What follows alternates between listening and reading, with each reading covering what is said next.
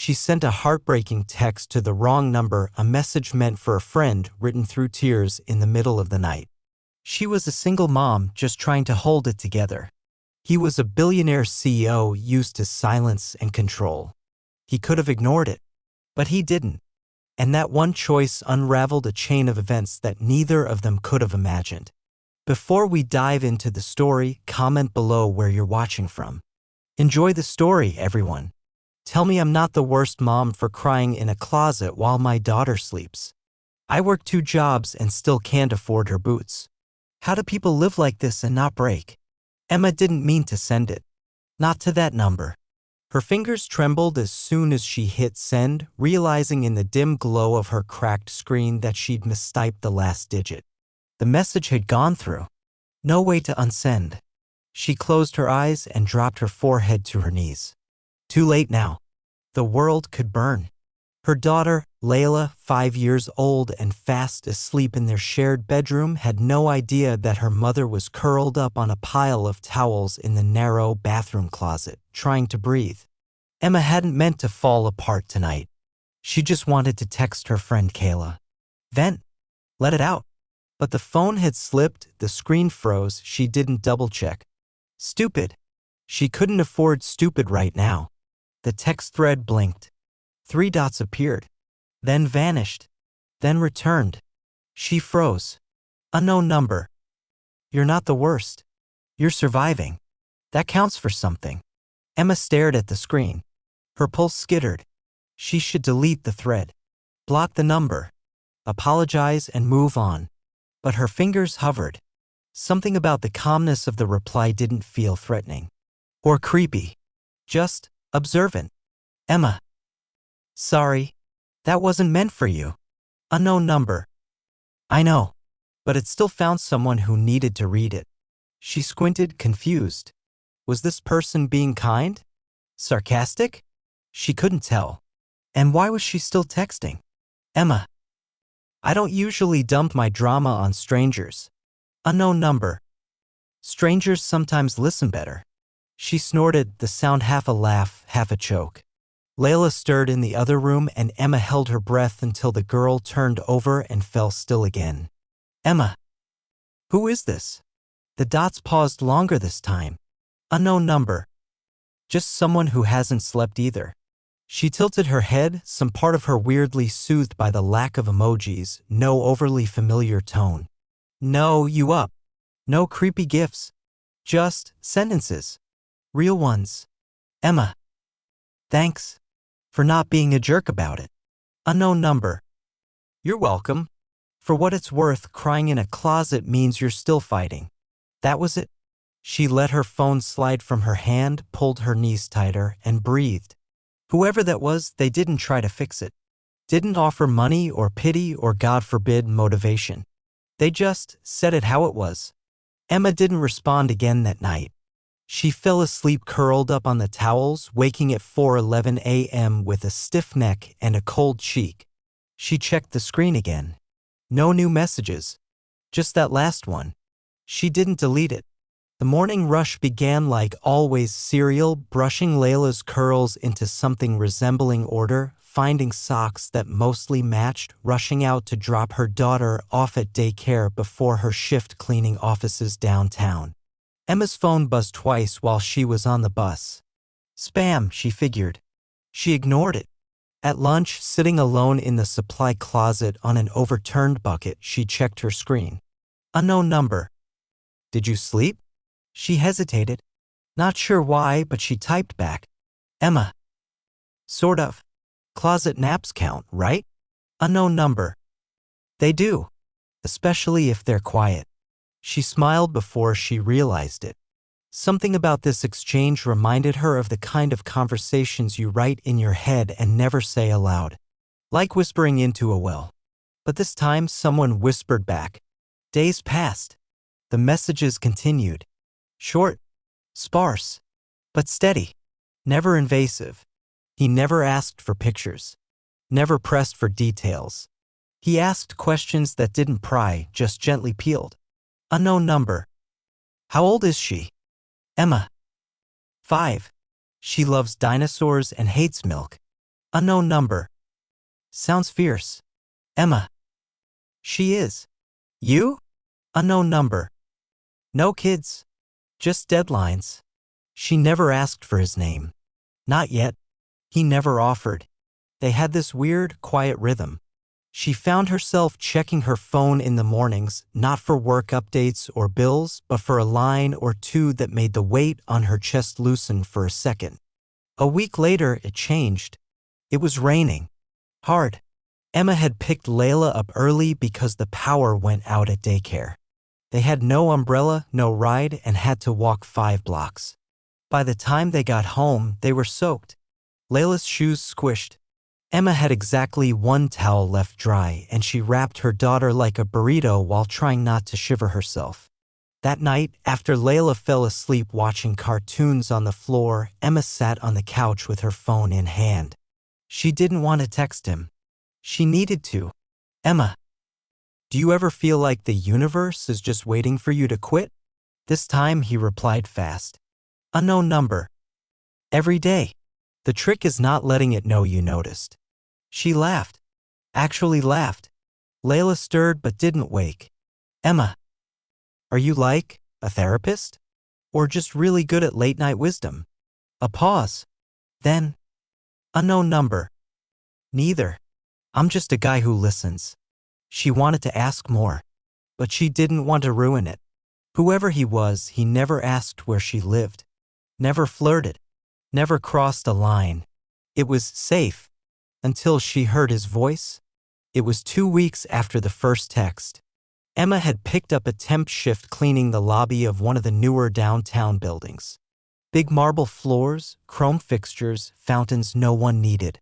She was wearing her work hoodie, stained at the cuffs, and earbuds to drown out the silence.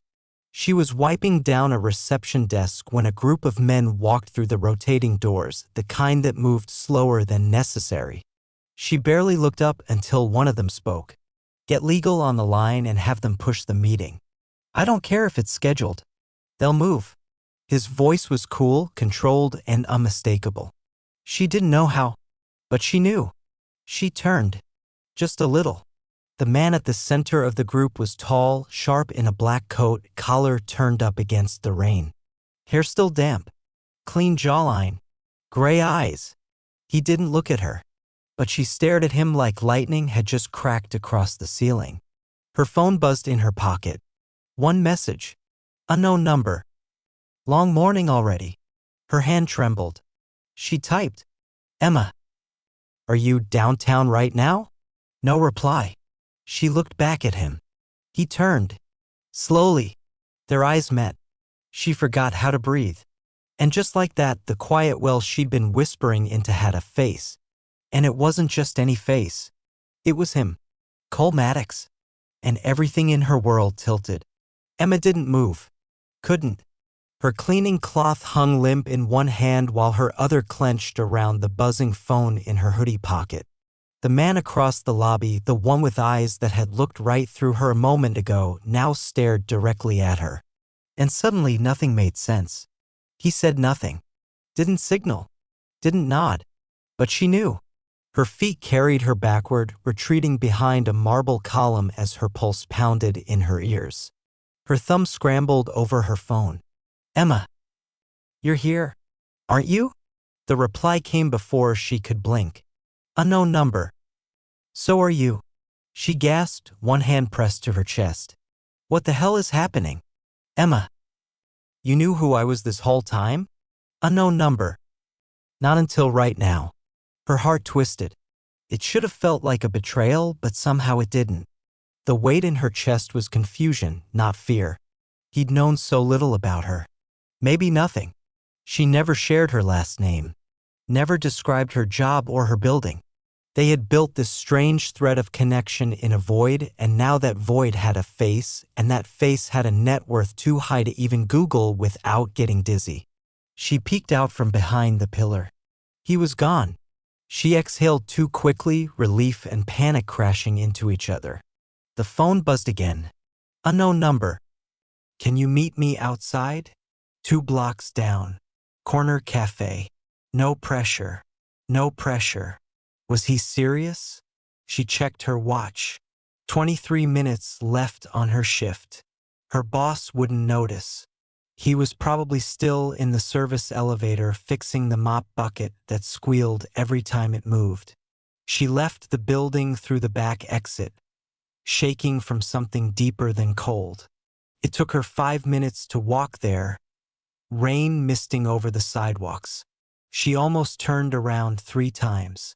But then she saw him, standing under the green awning of a quiet cafe, hands in his coat pockets, looking down the street like he wasn't sure she'd come. When their eyes met again, he didn't smile, didn't smirk, just nodded once, like an acknowledgement of something weightier than hello. "I didn't know it was you," he said softly as she approached. Emma folded her arms. "And now that you do?" He tilted his head. "I'm still here." She exhaled through her nose. "You're Cole Maddox. That's what they tell me." He said it with a hint of dry humor, but his eyes searched hers carefully. "You? Why did you even reply to my message?" Cole looked away, out at the passing traffic. "Because I know what it's like to want to disappear." That stopped her. She blinked, unsure what to say. "You have every right to walk away," he added. "If this feels too weird, I would." She hesitated. "Then why me?" "I don't know yet," he said honestly. "But I'd like to find out. Not because of what I can give you, but because I think you're the most real thing that's found me in a long time." That did something to her. Cut past her defenses faster than charm or money ever could. She sat on the bench beside him. Slowly, carefully. They didn't talk about the texts. Not right away. Instead, they drank lukewarm coffee under the awning while the rain picked up. Cole asked about Layla by name, and Emma felt the invisible barrier shift. He remembered everything she'd told him. About her daughter's fear of the dark, her love of triceratops, the way she said breathcast instead of breakfast. "You listen too well," Emma murmured, stirring sugar into her cup with a wooden stick. "I don't get a lot of chances to," he replied. She glanced sideways. "You're a billionaire. I'm guessing people talk to you constantly." He gave her a half smile. "They talk at me." Something in her tightened. She wasn't sure what this was. A conversation? A detour? A risk? But it didn't feel fake. When her shift officially ended and she stood to leave, he rose too. "I'm not going to show up at your door," he said, "or text you something I wouldn't say to your face. This only goes on if you want it to." Emma stared at him for a long moment. Then she nodded. "I'll let you know," she said. That night, back in her apartment, Layla fell asleep in Emma's lap halfway through a bedtime story. Emma didn't move. She just stared at the wall and tried to make sense of what was happening. She hadn't asked for any of this, but she also hadn't run. She checked her phone. No new messages. She turned off the light, curled up beside her daughter, and fell asleep before overthinking could talk her out of hope. The next few days were quiet. No messages. No unexpected visits. Emma resumed her routines. Cleaning during the day, folding laundry by moonlight, reusing tinfoil because she couldn't afford more. She told herself the silence was good. That maybe it had been a one-time curiosity for him. That nothing had changed. But then the building's boiler broke. Again. Hot water vanished with a hiss and a groan. Emma wrapped Layla in blankets and tried to boil water in pots just to fill the bathtub enough for a rinse. Halfway through, her phone buzzed. "Cole, would it offend you if I offered help with your heater?" She stared at it. "Emma, yes." Pause. "Emma, but not if you show me how to fix it." He didn't reply right away, but an hour later, he showed up at the maintenance entrance of her building, wearing jeans and a black hoodie, looking more like a tech bro than a CEO. He brought tools, actual tools. She looked at him like he was from another planet. "You know how to fix boilers? I once got snowed in at a cabin with no heat and too much pride," he said. "YouTube taught me." She followed him downstairs where the boiler hissed like a dragon with a sinus infection. They worked side by side for nearly 2 hours. He didn't ask to come upstairs, didn't make jokes, just handed her a wrench when she needed it and followed her instructions even when the hallway lights flickered and died. The water came back at 9:17 p.m. Emma laughed. Actually laughed. Layla cheered from the top of the stairs. "Do I get to feel manly now?" Cole asked, smudged with dust. "You get a lukewarm thank you and a bottle of expired orange soda," Emma replied, handing him the drink from a tote bag she kept for emergencies. They sat on the back stoop. He looked up at the stars barely visible between buildings. "You haven't asked what I want," he said eventually. "I'm trying not to," she replied. Smart. But in the quiet that followed, neither of them moved. Emma didn't know where this was going. She only knew that, for the first time in years, someone didn't see her as broken, or as a burden, or as a project. He just saw her. And somehow that was scarier than everything else. The next time she saw him wasn't planned. He didn't text, didn't hint. He simply walked into the laundromat where she and Layla sat on plastic chairs, killing time between dryer cycles and spelling out words from a used picture book. Emma looked up, startled, a sock still in her hand. Cole froze just a beat too long in the doorway, like he hadn't fully prepared to see her like this. Hair pinned messily with a pen, hoodie damp from earlier rain, Layla curled in her lap, humming a tune to herself. "I was in the area," he said, as if that explained anything. His coat was open, collar turned up against the wind. He looked like money. He always did, even when he tried not to. Emma blinked. "There's nothing in this area except abandoned warehouses and a place that sells churros from a folding table." He shrugged. "I like churros." Layla peeked up at him with narrowed eyes, curious but cautious. "You're the heater man." He smiled. "Guilty." Emma scooted slightly to the side and nodded at the empty chair beside her. He sat down without asking again. For a while, they just watched the dryers turn. It wasn't awkward, more like suspended time. Layla dozed off with her head in Emma's lap, fingers still clinging to the book. "You do everything for her," Cole said quietly. Emma's jaw tightened. "There's no one else to do it." "I didn't say that like it's a bad thing." She studied him for a second. "You don't get points for noticing." He nodded once. "I'm not here for points." That hung in the air between them, fragile and heavy. Emma looked back down at her daughter's face, the tiny crease in her brow even in sleep. She could feel the weight of this moment, not because he was rich or because he sat beside her, but because she didn't know if she wanted him to leave anymore. Cole didn't stay long. He walked them home, said goodnight to Layla without overstepping, then looked at Emma for a long moment before turning to go. "Text me," he said simply. She didn't say she would, but she watched him until he disappeared into the dark. 3 days later, she got fired. The restaurant where she worked nights, a chain diner that paid just enough to buy groceries and not enough to catch up on bills, cut her without warning. "Budget reasons," they said. "Low performance," they added. Nothing personal. Emma didn't cry. She thanked them, collected her tips, walked out with her head high. Then she made it to the alley behind the building and sat down hard on the pavement. Her legs gave out before her tears did. She didn't text him. She filled out applications. Asked a neighbor to watch Layla for free. Sold an old stroller. Ate crackers for dinner so her daughter could have canned ravioli. Still didn't text him. It was Layla who finally broke her silence. "Why don't we see Heater Man anymore?" she asked, stabbing her cereal with a spoon. Emma didn't look up. "He's busy." "Maybe he's sad," Layla said. Emma blinked. "Why would you think that?" "Because you stopped smiling." That night, after Layla fell asleep on the floor with a crayon still in her hand, Emma picked up her phone.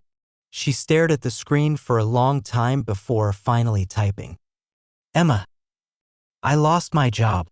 So if you were planning on vanishing, now's a great time. The reply came 10 minutes later. Cole? I wasn't, but I appreciate the heads up. Emma, don't offer to help. I'm not asking. Cole? You never have. That's why I'm still here. The tears came faster than she could stop them. She threw the phone onto the couch and pressed her hands to her face, breathing like someone who had just been told they didn't have to drown alone. The next day, he showed up outside her building. Again, no text. No warning. She opened the door in sweatpants and a stretched t-shirt, hair unwashed, expression closed. He held out a paper bag. Groceries. I told you. No strings.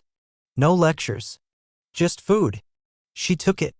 Inside were eggs, bread, peanut butter, juice, 3 apples, and somehow the exact kind of dinosaur-shaped chicken nuggets Layla loved. Emma didn't know what to do with her face, so she turned away. Cole sat on the arm of the couch. Can I ask you something? No promises, I'll answer. He paused. If I offered something better, not charity, not a handout, would you at least hear me out? She crossed her arms. Define better. I have a property. It's under renovation. The last tenant left it a mess. It's sitting there empty.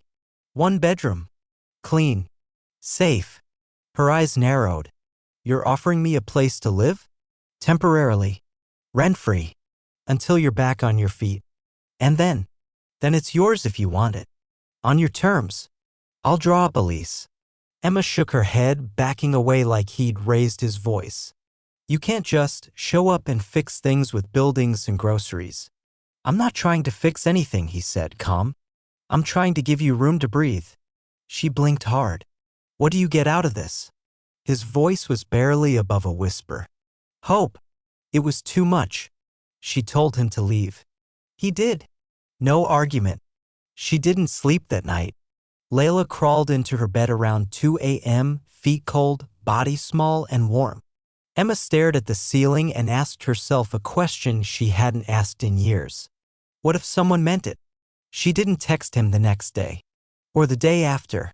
But on the 3rd morning, after another missed job interview and a disconnected phone call from a debt collector, she looked around her apartment at the peeling paint, the broken light, the sadness soaked into the walls, and she picked up her phone. Emma. If the offer's still open, I'll look at the place. No reply for 5 minutes. Then, Cole? I'll be there in 20. Cole didn't say much when he picked her up. Just opened the passenger door of a black sedan that didn't look nearly as expensive as it probably was. Emma slid in slowly, Layla snug in the back seat, clutching her dinosaur backpack like a shield. The apartment was on the east side, near the edge of the old riverfront district. Gentrification hadn't swallowed it yet, but you could hear it breathing down the block. The building itself was tall and narrow, red brick, the paint on the stairwell railings still fresh. He unlocked the door and let them walk in first. Emma braced herself for marble floors and chandeliers. Instead, the place was quiet, clean, a little bare, with pale walls, wide windows, and a kitchen that didn't hum like it was on its last legs. Layla ran to the window. Mom, you can see a tree from here. Emma turned slowly in a circle. No mold. No carpet stains. No neighbors arguing through paper walls. What's the catch? She asked. Cole leaned against the doorframe, his voice steady. No catch. You stay here. Get stable. If you want to sign a lease after a few months, I'll make it official. And if I can't afford the rent, you tell me. We figure it out. Emma exhaled, low and wary.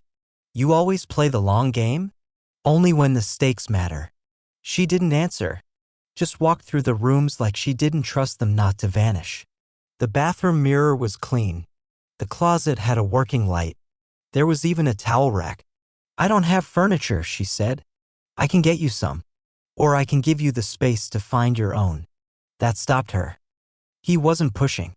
Not in the ways she expected. Maybe not at all. She didn't decide that day. Or the next. But by the end of the week, her landlord called to remind her about the unpaid balance and mentioned new tenants asking about the unit. So she packed everything she owned, which barely filled the back of a borrowed van, and moved in on a Tuesday. No ribbon cutting. No grand welcome. Just peace.